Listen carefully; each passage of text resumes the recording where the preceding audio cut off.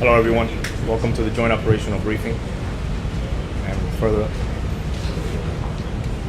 Miami-Dade County Mayor, the Honorable Daniella Levine Cava. Good morning, everybody. Here we are, day 20. Thank you for your patience and apologies to all. We were delayed in getting started today. We always notify the families of any updates first, and there was a slight delay this morning in the briefing getting started. So we do apologize that we kept you waiting, but we have promised the families, and so we had to wait. Our teams have continued the search and recovery, as we work as hard as ever on the collapse to recover remains and to bring closure to the families who are still waiting. We've now moved over 18 million pounds of concrete and debris, and 892 trucks have come through the site transporting the debris. And although the sun is shining right now, we can anticipate similar weather patterns to what we had yesterday. We'll continue to monitor the weather with our weather service liaison who is embedded on the site to monitor, and of course, if weather causes a pause, we'll have to pause. As you've seen, the heavy rain we've experienced brings its own challenges, and as a result, our Miami-Dade Water and Sewer Department has been very active on the scene, working alongside our fire rescue team. They've been pumping water out of the lower levels of the collapsed site in the afternoon and evening, and this truly shows that this is a whole of government response. We have so many local, state, and federal resources working in close collaboration right here in Surfside, and I'm especially proud of the way in which so many of our county departments have stepped up to support the operation. Through the ongoing search and recovery efforts, our teams have recovered an additional victim. The number of confirmed deaths is now 95. 85 of these victims have been identified, and 85 next of kin have been notified. At this step in the recovery process, we're relying heavily on the work of the medical examiner's office. It's a scientific, process to identify human remains. As we've said, this work is becoming more difficult with the passage of time, and although our teams are working as hard as they can, it takes time. Our Miami-Dade Police Department detectives have continued to make progress on the ongoing audit of the list as we've worked to verify all reports submitted and identify those who have been recovered. And as a result, we have some updated numbers to share. 238 people are now accounted for, and 14 people potentially unaccounted for. I want to stress again, as we've done throughout, that this is truly fluid, and we can only account for a missing person who may be deceased once the identification is made, in this case now through the medical examiner's office. And so that list of 14 includes 12 where missing persons reports have been filed with the police department, and 2 other reports that our detectives are continuing to try to verify.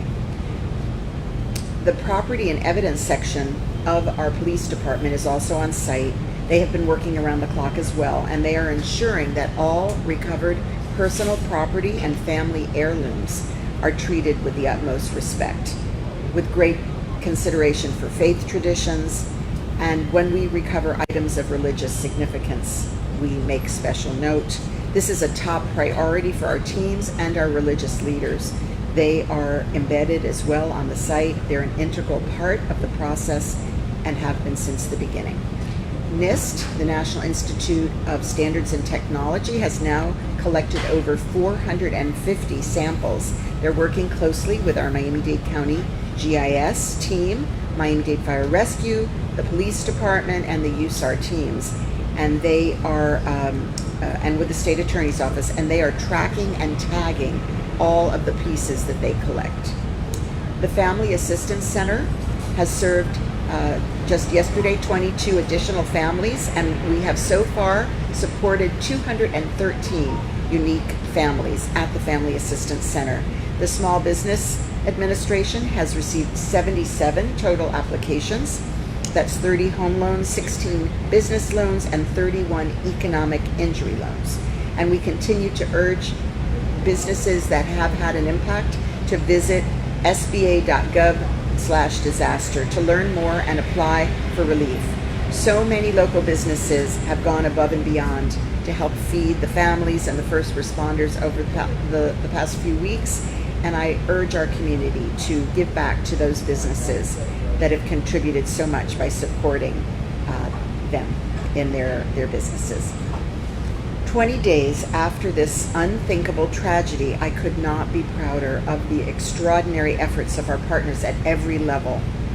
Our local, our state, our federal partners, they've stepped up in so many ways to respond, and they have been the core for the family's recovery.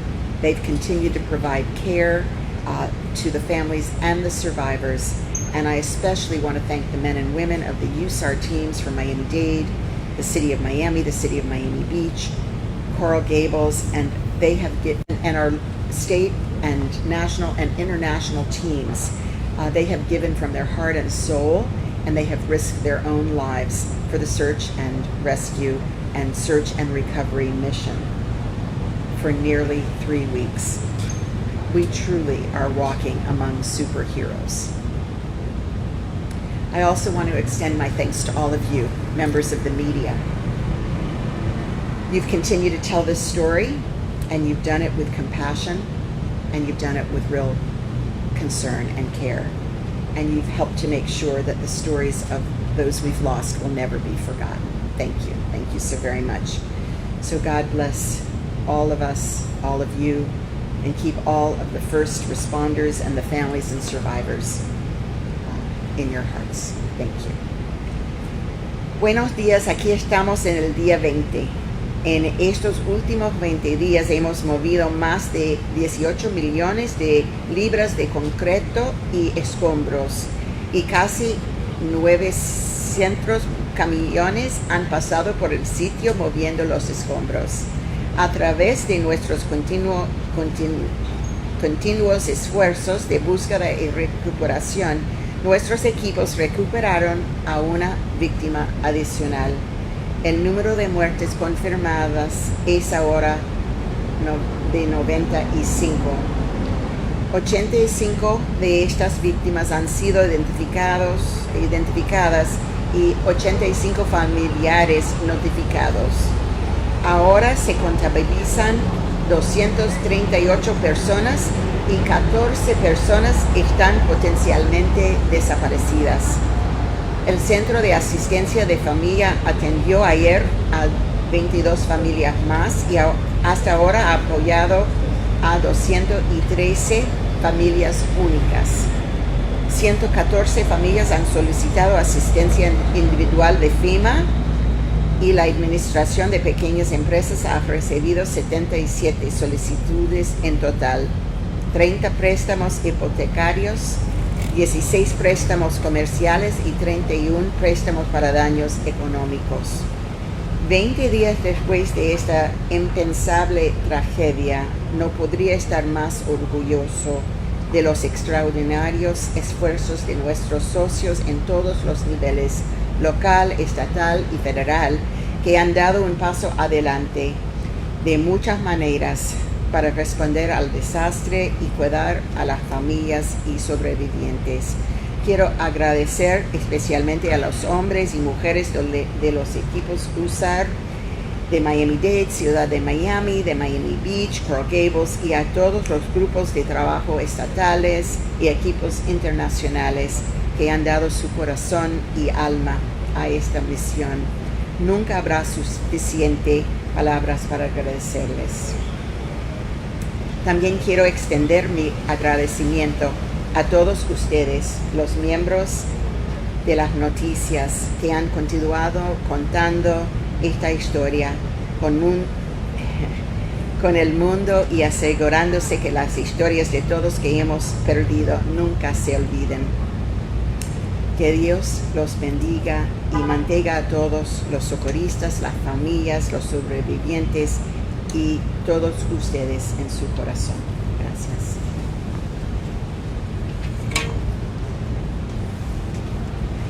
Thank you, Madam Mayor. And now Surfside Mayor Charles Burkett. Good morning, everybody. As the recovery process moves forward towards completion, each missing family member is hopefully located, identified, and reunited with their families. We are now turning our focus on supporting and helping the victims and families restart their lives. To that end, I want to share a little each day with you about the wide range of services that we have put in place to make that happen. For example, American Airlines and the United Way are working together to fly families to and from Surfside at no cost to those families. They are also flying the recovered deceased family members back to their hometowns for burial if requested. The other critical task we are undertaking is to find out why this building collapsed. Knowing why the collapse occurred has huge implications for all of our aging structures in Surfside and beyond, especially those on the ocean where this disaster happened.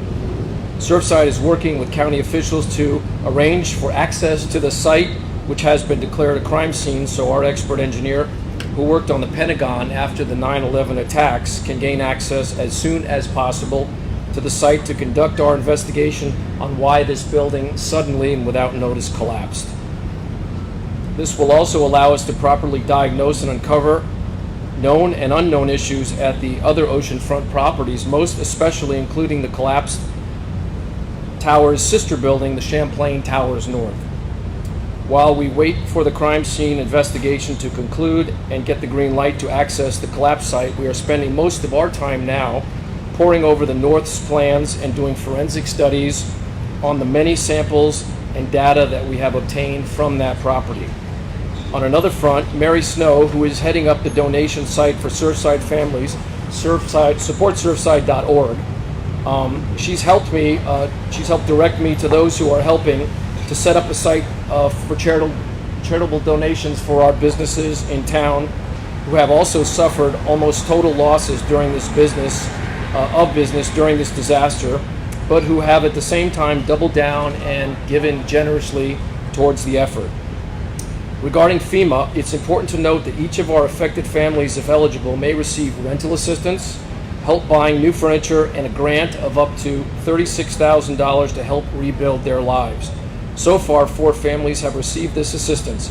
It's important to remember, however, that if the families do have insurance, which covers the things I just outlined, FEMA will refer them to the Small Business Administration for help regarding the above-mentioned issues. Lastly, since this is likely our last regular press conference, I want to publicly thank the following indispensable leaders who have done so much for the victims of this disaster and the residents of Surfside. Thank you, President Biden, Senators Rubio and Scott, Governor DeSantis, Lieutenant Governor Nunez, Debbie Wasserman Schultz, Senator Pizzo, and of course, our dedicated and compassionate County Mayor, Cava, who has been here every single day leading this effort with diligence, professionalism, and poise. I'd be remiss not to mention our outstanding town manager, Andy Hyatt, and our police chief, Julio Hierro. Lastly, this operation would not run without the professionalism and dedication of our police director, Freddie Ramirez, Chief Kaminsky, Assistant Chief Jadala, and all of the dedicated search and rescue members out on that pile, pulling people out. Surfside is eternally grateful for all the love and assistance that you all have provided. Thank you. Thank you, Mayor Burkett.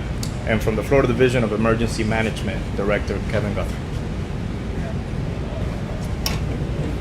Good morning, everyone. I'm pleased to announce that today we are going to open up a donor portal where donors can come and let us know about themselves so that we can establish the first ever, that we believe in the country, connection portal between individuals that have unmet needs and those that are willing to help those individuals with unmet needs.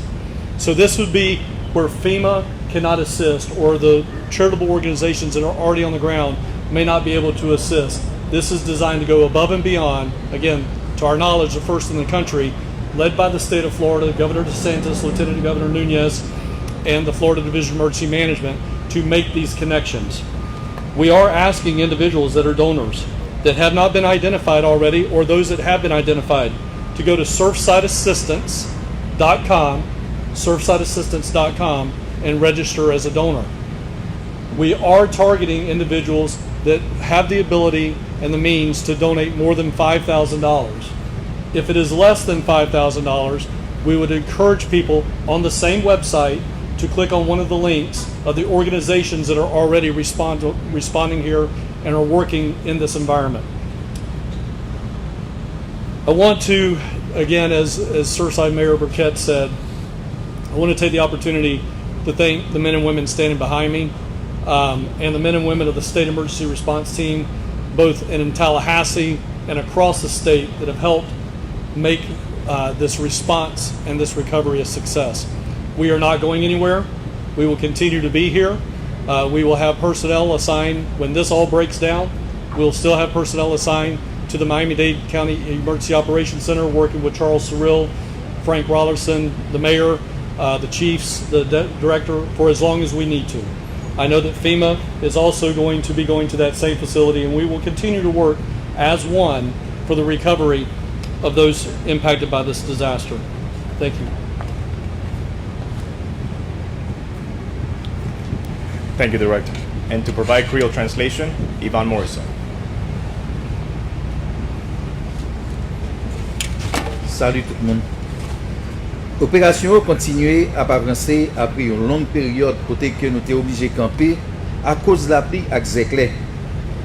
Tout travail ça yo continue à marcher et quantité de monde que nous victimes que nous rencontrons nous joignons yo continue à augmenter. Nous ca compter 83 monde. Nous capable dire sous 94 yo que nous joignons et qui mourir. Là-dedans yo il y a 80 que famille nous déjà annoncé ça et on connaît ce qui va passer. Processus d'identification est plus difficile dans le moment que nous avons parlé là. Il y a reste monde que nous avons besoin toujours parce que nous dépendons en pile sur le travail que les médecins légistes ont fait. 222 personnes que nous joignons, nous avons continué à chercher 22 autres qui disparaissent. Pas oublier, chiffre capable de changer à n'importe quel moment. Centre pour bailler assistance à famille, il a servi 207 familles comme ça. Dans besoin personnel que vous gagnez. Et tout dépend de chaque famille, de chaque besoin famille ça. Après ça, hier, nous avons lancé un nouveau site internet côté famille capable de joindre assistance financière. Et puis tout site ça, il rend plus facile pour vous capable appliquer pour ça que vous avez besoin. Tout dépend de ça que vous avez nécessité. Encore, merci. Thank you, Mr. Morrison. And now we're going to open up for questions. Please raise your hand. Go ahead. A lot of families have come forward asking about what is the future here in Cava. Maybe you can address this. What is the future of that site there, the Central Towers? There are some families very concerned about development there. They want this to be addressed. What do you say about that? So we've all been talking about what could or should happen on this site. There is a court receiver, there is a court process, and I believe the judge had said it was too early to have that discussion, but nonetheless, we've started to talk about the fact that we definitely need a memorial. We must have some sort of memorial. Exactly where it will be is going to be determined, and whether some or all of that site could be preserved, that will be determined in the future.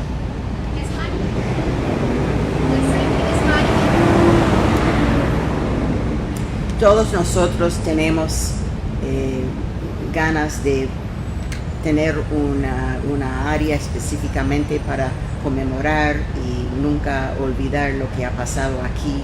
Es temprano decir exactamente qué podemos hacer. Por ejemplo, tenemos un juicio y el juez ha dicho que es temprano hablar de los detalles, pero estamos hablando ya de cómo podemos conseguir un sitio para el futuro y vamos a seguir adelante con planes.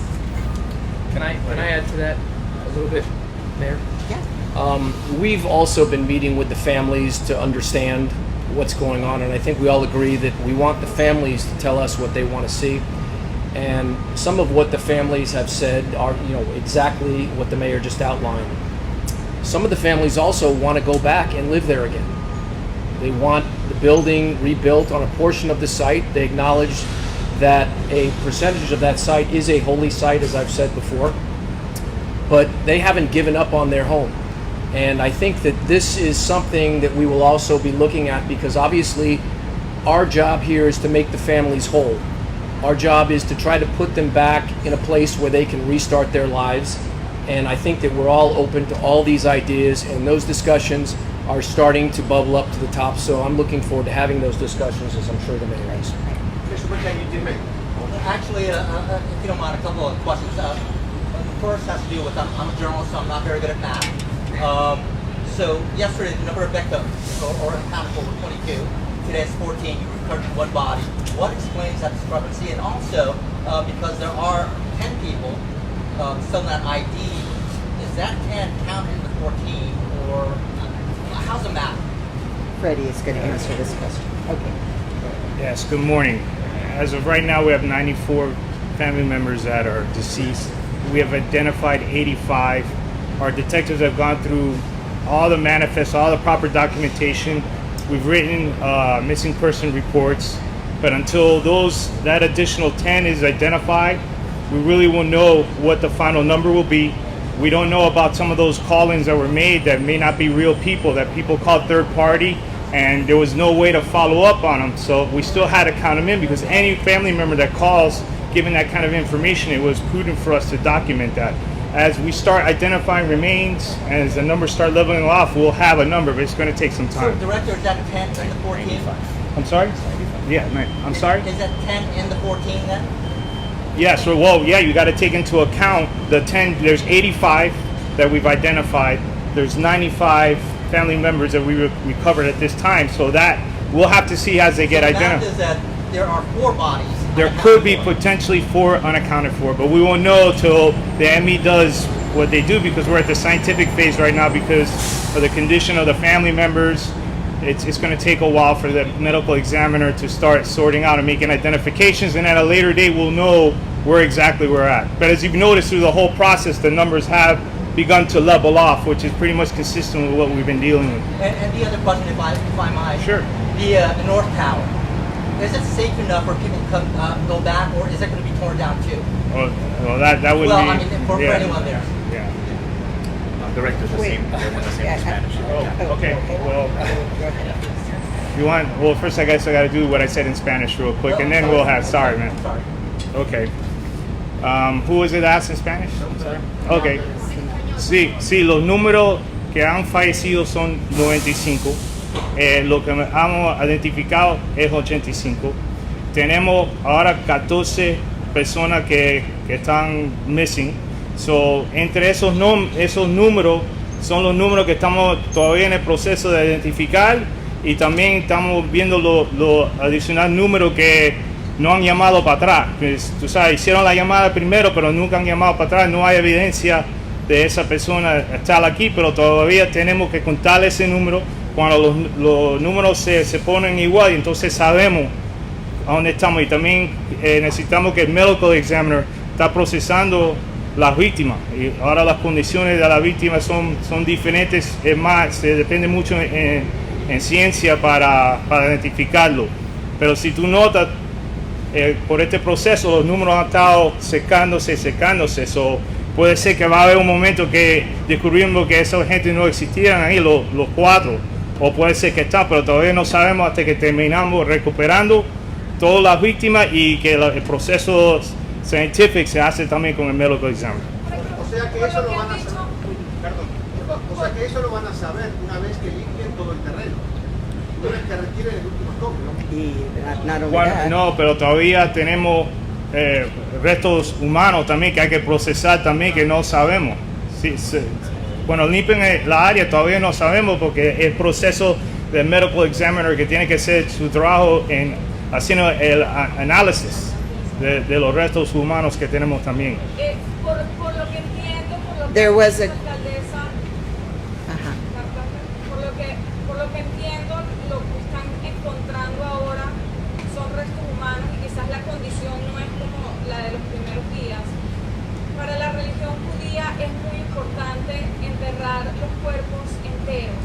Una vez que ustedes identifican un resto, pueden darle la oportunidad a los familiares de encontrar el resto de la otra parte del cuerpo para que ellos puedan enterrarlo por religión judía o solo lo identifican una vez y... Bueno, todos quieren tener todo de sus amantes que puedan y tenemos que esperar para saber exactamente para los restos humanos, para mirar todo que tenemos y para finalizar y dar una cierre a las familias. Excuse me, we had another question over here. I heard your question. So the North Tower has not been evacuated. Some initial review was made and determined that there was no need for mandatory. There was a voluntary evacuation. The town of Surfside is taking the initiative to continue their analysis, and they would, at that time, if there were any need to make any changes, they would.